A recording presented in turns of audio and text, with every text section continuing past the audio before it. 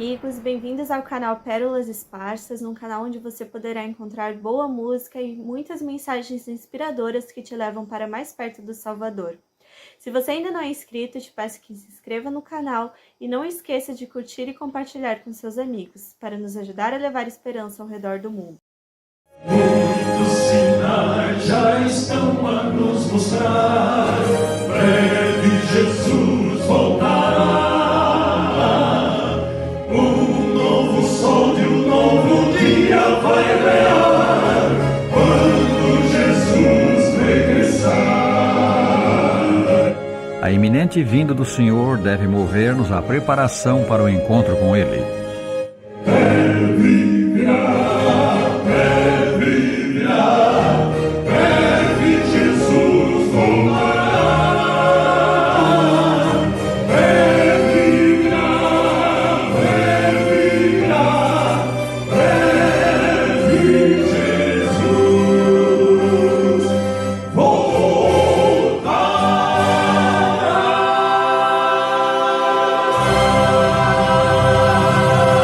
Meu irmão, feche seus olhos e ore comigo mais uma vez.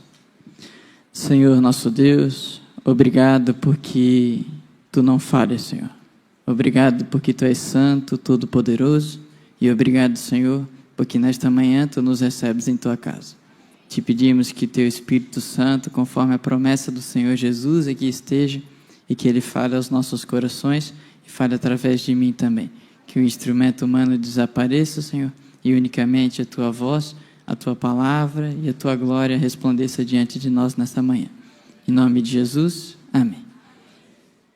Bom sábado. Como é que você está? Está bem? Posso ver as mãos do povo do Senhor? Muito bem. O povo do Senhor conhece a Bíblia? Não foi uma pergunta retórica. O povo do Senhor conhece a Bíblia? Sim? Então eu vou começar fácil, que se eu já preguei aqui, eu provavelmente já usei essa passagem.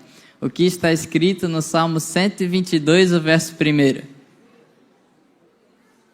Ou eu nunca preguei aqui? Pode ser, pode ser.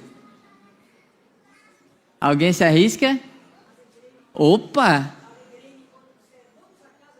Amém. Então eu vou pedir para a senhora declamar outra vez, mas em pé, e só a primeira parte, a igreja completa, pode ser? Amém? Em coro, alegrei-me quando me disseram, vamos à casa do Senhor. Amém? Ficou contente, meu irmão, quando te disseram, vamos à casa do Senhor? Ficou? Ou quando seu pai, sua mãe, seu irmão, sua irmã, sua esposa, seu esposo lhe acordou hoje de manhã, você pensou, ai, mas já... Aí já... Eu não vou mentir para vocês, eu me dei 40 minutos a mais de sono hoje. Aí... Deu tempo de chegar, graças a Deus, com folga, não pegamos fila nenhuma, né? Mas eu dormi e estou aqui contente porque vim à casa do Senhor, é sempre um privilégio estar aqui. Quero agradecer a minha irmã Marlene pelo convite, eu não estou vendo ela agora, cadê a Marlene? Ah, está aqui, obrigado por levantar a mão. Quero agradecer pelo convite, é sempre um privilégio estar aqui com vocês, essa deve ser talvez a 4ª ou 5ª vez que eu tenho a honra de pregar aos irmãos, então fico sempre muito contente, obrigado pelo convite, obrigado pela recepção. É sempre bom rever alguns rostos conhecidos, por exemplo, o Charles, que eu toda a vida chamo de Anacleto. Todas as vezes que eu encontro ele, chamo pelo nome errado, mas agora eu anotei lá na minha agendinha, bastante arcaica a minha agendinha. Não é Anacleto, é Charles. Toda a vida, toda a vida. Charles, meu irmão, Deus te abençoe a família toda aí de vocês. Sempre um privilégio. Eu vi o Marcos, fez oração também, Deus te abençoe. É sempre uma alegria revê-lo. Tem vários rostos conhecidos, eu vi o Daniel também. Cadê o Daniel? Ah, Rose, claro, Rosângela. Rosângela, minha prima. Eu sempre digo isso, né? A Preta, como a gente chama, é a nossa única parente da igreja, fora de casa. Deus te abençoe muito. Preta, tudo de bom para ti. Ela sempre dá aquele abraço, aquele sorriso. Eu espero que vocês tratem bem ela aqui, hein? Senão tu denuncia, tá, Preta? Mas se estivesse tratando mal, ela não estava aqui esses anos todos, né? Deus te abençoe muito. Deixa eu ver, para dar uma passadinha de olhos. Ok, talvez não esteja notando, né? Mas se eu ficar olhando rosto por rosto, eu não começo a pregar. E saudar a família do Chico, que nos recebeu muito bem ali na classe. Eu não vou saudar nominalmente um por um, porque eu brinquei com ele quando eu cheguei. A família dele conseguiu ganhar da minha, né? O povo, graças a Deus, olha só, eles ocupam um monte de banco. Graças a Deus, então nem vieram os filhos ainda. Mas que Deus abençoe muito vocês, é um privilégio revê-los. Nos recebeu ali na classe, onde esteve apresentando a lição a minha namorada, Ellen. Levanta a mão, Ellen. Viemos juntos, só eu e ela hoje. A família ficou ao estreito, onde nós frequentamos. Ela passou a lição aqui. E essa é a primeira vez que nós juntos vamos fazer alguma coisa na igreja, no caso ela passando a lição e eu pregando. Em geral a gente reveza, né? Um faz uma coisa, o outro faz outra. Hoje viemos os dois, é sempre um privilégio. E eu ainda estou na fase de estar me gabando, né? Nós não completamos nem 3 meses de namoro e eu continuo com essa minha cara de banzo aqui, que se Deus quiser vai permanecer até a eternidade. Você ria, vai rindo, tudo bem. Pode rir agora, não tem problema. Perigo era rir quando eu estava encalhado. Meus irmãos, abramos as Bíblias no livro de Filipenses, no capítulo 2. Filipenses 2. Carta de Paulo à igreja em Filipos. Filipenses 2, a partir do verso 5. Todos encontraram? Amém? Misericórdia, alguém? Ok. Filipenses 2, 5 diz assim: tende em vós o mesmo sentimento que houve também em Cristo Jesus, pois ele, subsistindo em forma de Deus, não julgou como usurpação o ser igual a Deus. Antes, a si mesmo se esvaziou, assumindo a forma de servo e tornando-se em semelhança de homens. E, reconhecido em figura humana, a si mesmo se humilhou, tornando-se obediente até a morte e morte de cruz. Amém. Meus irmãos, essa é uma passagem muito rica. Os versos seguintes também são muito belos, mas eu gostaria de concentrar esse início da pregação nestes 4 versinhos que nós lemos, porque o apóstolo Paulo faz um apelo à igreja em Filipos, e é um apelo que se estende, evidentemente, a nós também, e ele diz: tenham o mesmo sentimento que houve em Cristo Jesus. Amém? Como é que é teu nome, jovem? Vinícius. Vinícius lê muito bem, eu fiquei impressionado com a sua leitura ali na classe, tem uma voz grave que eu gostaria de ter, na eternidade eu terei. Vinícius, é bom ter o mesmo sentimento que houve em Cristo Jesus? É? Vou buscar mais alguém. Marco, é bom? É bom? Tem certeza? Vamos ler de novo. Disse o apóstolo Paulo: ele, subsistindo em forma de Deus, não julgou como usurpação ser igual a Deus. Eu não sou Deus, então essa parte não se aplica a mim, né? Mas ele continua dizendo: a si mesmo se esvaziou, assumindo a forma de servo. Eu sou naturalmente servo, talvez não deveria ao menos se aplicar a mim, né? Tem servo que age como se fosse patrão. Nós somos servos, não somos patrões. Mas, e daí o verso 8 diz, é aí onde mora o perigo, diz que Jesus a si mesmo se humilhou, tornando-se obediente até a morte e morte de cruz. Amém? Amém, meu irmão? Mas é fácil? Porque o Vinícius, o Marco e vocês concordaram, disseram que nós devemos ter o mesmo sentimento que houve Jesus. E qual foi o sentimento de Cristo? Entregar a própria vida por amor de nós. Tudo. Jesus entregou tudo por nós. Não há uma riqueza que Jesus não tenha entregue. Tudo ele entregou por nós. Ele assumiu a nossa própria natureza, o que é um escândalo. Deveria ser um escândalo, eu sempre comento isso. A primeira vez que eu notei que Jesus tornou-se para sempre um de nós, eu fiquei escandalizado. Me recusei a acreditar que Deus pudesse ter assumido para sempre a nossa natureza. Não é que Jesus viveu 33 anos e meio aqui e voltou para tudo como era antes. Não, irmão, Jesus assumiu para sempre a nossa natureza. As marcas dos cravos ainda estão nas mãos de Jesus e não é de brincadeirinha, não é um teatro. Jesus assumiu para sempre a nossa natureza. Há um ser humano diante do trono de Deus e esse ser humano é Deus. Cristo tornou-se um homem, o que é uma loucura, uma insanidade. Mas foi isso que ele fez, por quê? Por amor de nós, para me salvar. Porque a única forma, meu irmão, da raça humana ser levada de volta ao convívio com o Pai é se alguém justo pagasse o preço das minhas injustiças. E Cristo, portanto, tornou-se um como eu, tirando pela natureza de pecado que ele não tinha, porque nunca pecou e nasceu sem o vício do pecado, tirando por isso, Jesus era um como eu sou. Mas Jesus era um como eu, tornou-se um como eu, porque Ele me ama e porque na majestade do universo, meu irmão, não existe um pingo de arrogância. Um pingo. Às vezes nós somos tão cheios de nós, não é? Tão cheios de si. É muito comum, eu vou lhe confessar, me dá uma raiva quando eu escuto isso. A pessoa vem e diz, ai, que orgulho. Que orgulho. Não é comum? Aí às vezes tem gente que tem a audácia de dizer, e eu sei, meu irmão, não estou julgando, provavelmente muitos de vocês fazem isso, mas às vezes, não estou julgando, né? Acabei de dizer que dá maior raiva. Não estou julgando, mas aí a pessoa diz, eu tenho um orgulho santo. Alguém aqui já viu adultério santo? Nunca viram adultério santo? Nunca viram? Roubo santo? Não? Nem do Robin Hood? Não tem roubo santo? Não? Quase que eu fiz uma piadinha de futebol. Não, nunca vi roubo santo, nunca vi adultério santo, nunca vi crime santo, meu irmão. Inveja santa também não, cobiça santa também não, e vai pegando cada um dos 10 mandamentos, você não vai achar uma quebra de sábado santa. Não vai achar nada.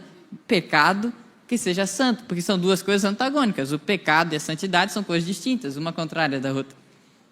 Por que a gente diz então que tem orgulho santo? Que orgulho! A mãe vê o filho conquistando uma coisa e diz que, que orgulho! Orgulho por quê? Orgulho porque isso é algo dentre as muitas coisas que eu admiro nos meus pais. Meus pais nunca falam isso. Que orgulho! Nunca falam. E a gente se esforça para dar motivos para eles se alegrarem, e eu vejo que muito mais contente que qualquer coisa que eles conquistem, eles ficam contentes com as nossas coisinhas. Se você me elogiar para o meu pai e para minha mãe, eles vão ganhar o seu dia. Então, se você tem um contato, manda mensagem para ele depois. Aí, Pedro, parabéns. Ficam felizes da vida, mas não há motivo para ter orgulho. Porque nós, meus irmãos, ao final de contas, nós não somos nada. Até o que eu tenho, eu não tenho de fato. Tem uma passagem dos evangelhos que diz que aquele que não tem, até o que acha que tem, lhe será tirado. Eu não tenho nada. Diz a Bíblia, Deus nos pergunta, o que é o que tens que não fora recebido? O apóstolo Paulo fala isso em Coríntios, não lembro se 1º e 2º e menos ainda o capítulo, mas ele fala, o que é que tu tens que não foi recebido? E se tu recebeste, por que te glorias? A glória deveria ser de quem te deu. A glória é de Deus, mas o Deus de toda a glória, não há nele um pingo de arrogância. O Deus de toda a glória é o ser mais humilde do universo. É o ser que se humilhou até a morte e morte de cruz. Este é o sentimento de Cristo Jesus. Mas muitas vezes, meus irmãos, eu fico lutando pela minha própria glória. Às vezes, até nas coisas de Deus, a gente se esforça não para a glória de Deus, nem mesmo para cansar um irmão, mas para receber o elogio. E daí, às vezes, meu irmão, eu chego cedo à igreja para dizer que eu cheguei cedo. Às vezes eu me esforço nos ministérios da igreja para dizer que eu me esforço. Quão distinto tantas vezes é o meu sentimento do sentimento de Cristo Jesus. E é por isso, meu irmão, que sim, eu devo ter, como Vinícius e o Marcos falaram, o mesmo sentimento de Cristo. Mas não é fácil, porque a minha natureza é totalmente distinta da dele. Totalmente distinta. Por causa do pecado que habita em mim, pela herança de meus pais, Adão e Eva, e pelas minhas próprias escolhas. Cada dia que eu peco, eu ratifico a escolha de Adão e Eva no Éden.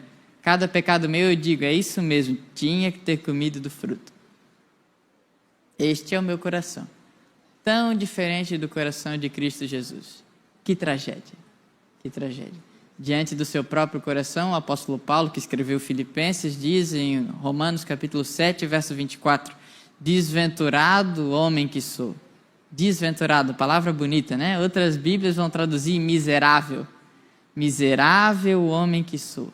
Quem me livrará do corpo dessa morte? Meu irmão, nós somos muito maus. É isso que eu sou. Talvez você não seja, né? Talvez você seja de uma espécie diferente da minha, mas eu sou muito mau. Meu coração, ele tende continuamente para o mal. Como diz lá o livro de Gênesis, o Senhor viu que era continuamente mal todo o desígnio do coração humano. Tudo que é meu tende para baixo, não tende para frente nem para cima, é para trás e para baixo. Tudo que é meu. Isso são as minhas coisas, e dessas coisas eu poderia me orgulhar. Quando eu cometo um pecado, eu poderia dizer, vejam, que pecado feio, é meu, fui eu que fiz. Mas aí ninguém quer se gabar, né? Às vezes a gente até, como é o nosso coração, às vezes a gente se gaba do pecado, né? Briga e diz, eu briguei bem, eu falei mesmo, eu fiz mesmo. Cristo é totalmente diferente de nós nesse ponto, e por isso o apóstolo Paulo, em nome de Cristo, apela: tende em vós o mesmo sentimento que houve em Cristo Jesus. E de novo eu pergunto, amém? Amém, amém. É possível para nós, meus irmãos, termos o mesmo sentimento que houve em Cristo Jesus. Se não fosse assim, Deus não teria nos chamado para tal. Se eu não pudesse ter o sentimento que houve em Cristo Jesus, Deus nunca teria me pedido para fazer isso. Assim como Ele não me pediu para dar a minha vida em salvação da humanidade. Porque a minha morte, meu irmão, pode servir de testemunho, pode servir de apelo, posso dar a minha vida por alguém, né? Me jogar na frente de uma bala e salvar a vida da pessoa, como teve o desbravador, eu não lembro agora o nome dele, que morreu naquele ataque à escola, jogou-se na frente dos tiros que iam acertar a sua colega, deu a vida por ela. Mas ele não pode, com a sua morte, comprar a vida eterna da amiga. E isso Deus não pediu para mim. Não pediu para eu salvar você. Graças a Deus. Graças a Deus. Isso Ele não pediu. Mas Ele pede que eu viva de acordo com a vontade dEle. E se preciso, que dê a minha vida por você. Vamos a Marcos capítulo 8. Volte um pouco na sua Bíblia ao Evangelho segundo Marcos, capítulo 8, a partir do verso 34.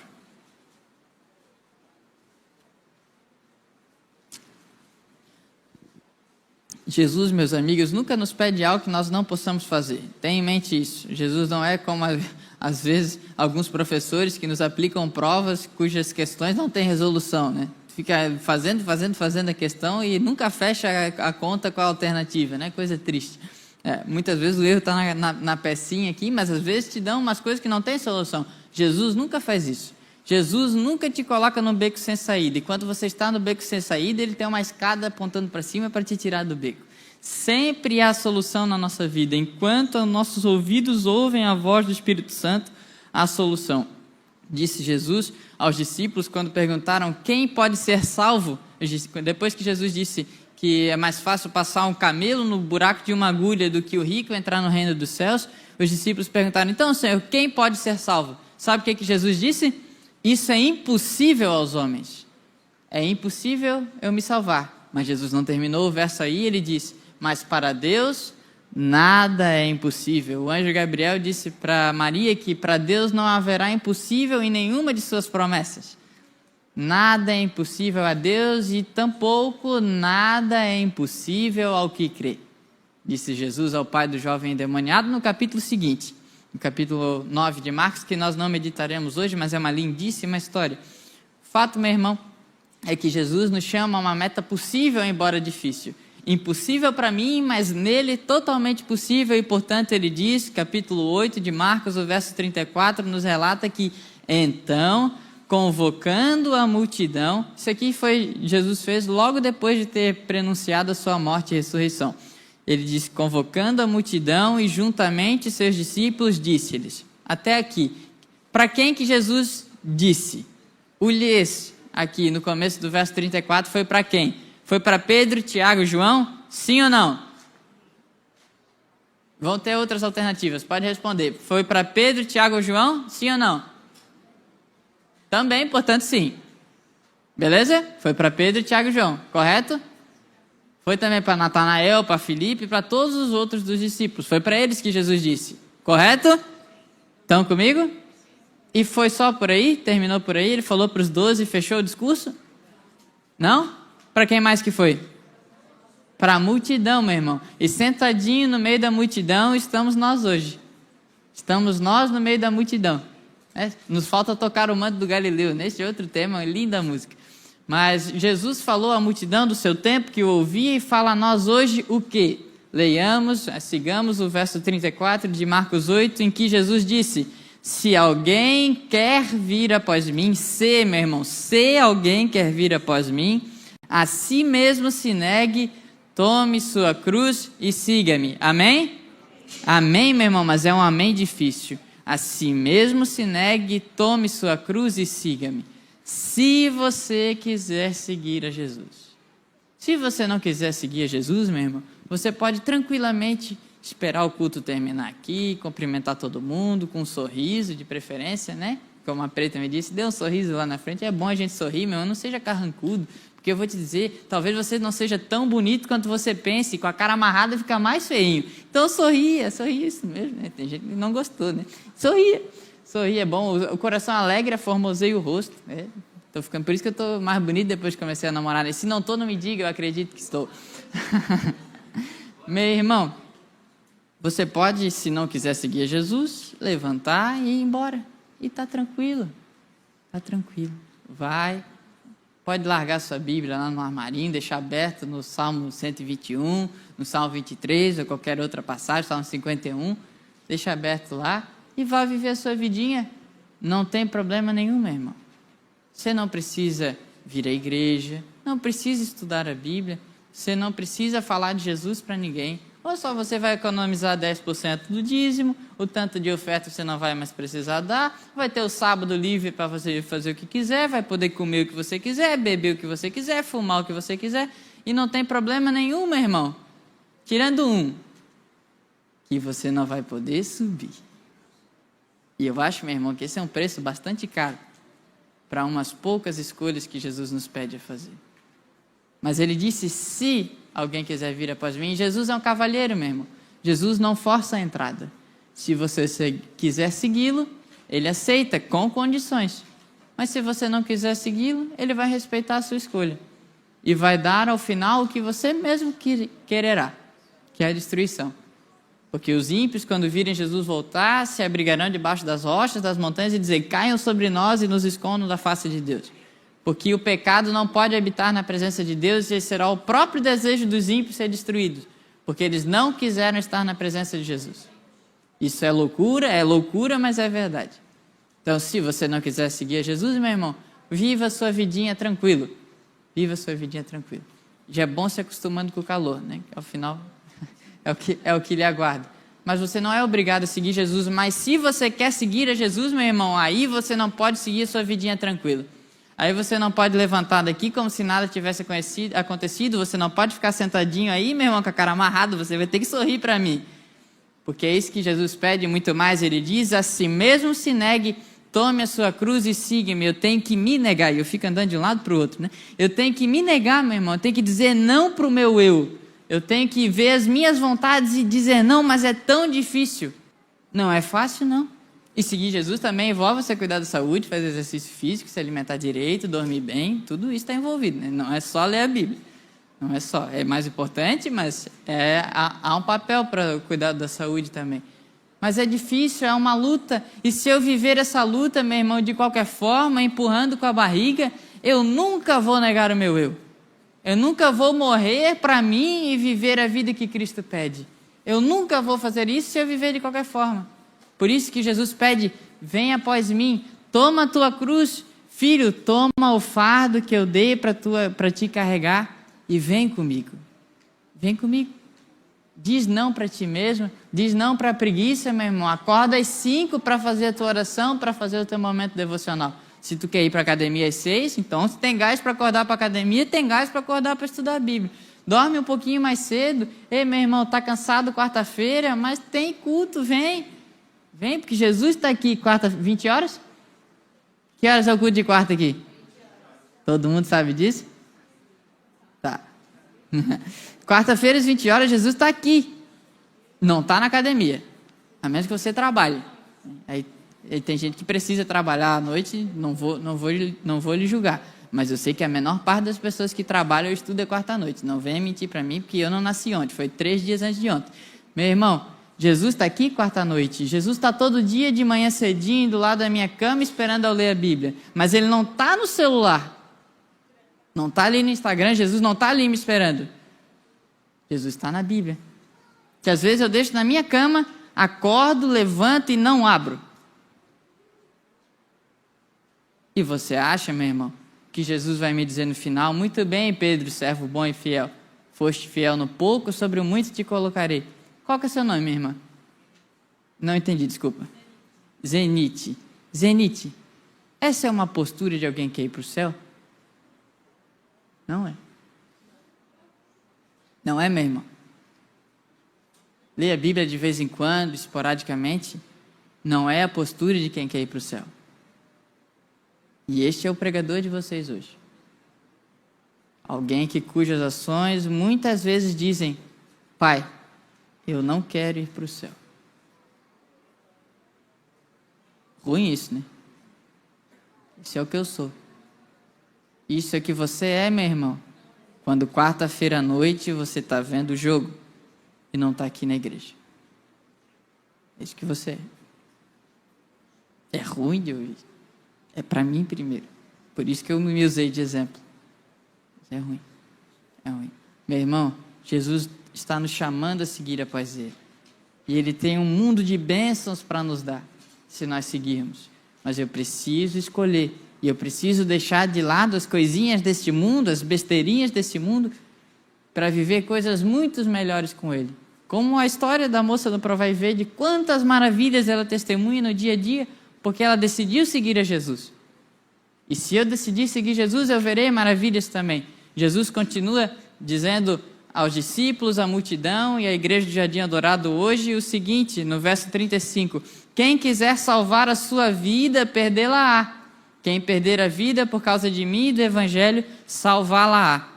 Se você quiser, meu irmão, ficar na sua vidinha aí, sem incomodar ninguém, sem falar de Jesus para ninguém, sem se incomodar também, meu irmão, Jesus disse: você vai perder a sua vida. Não que Jesus vai te matar. Ah, não quer vir para a igreja? Bum! Não é isso que Jesus vai fazer. Mas vai deixar você viver naturalmente as consequências da sua escolha. Se você não quer estar com Deus da vida, meu irmão, tampouco vida terás.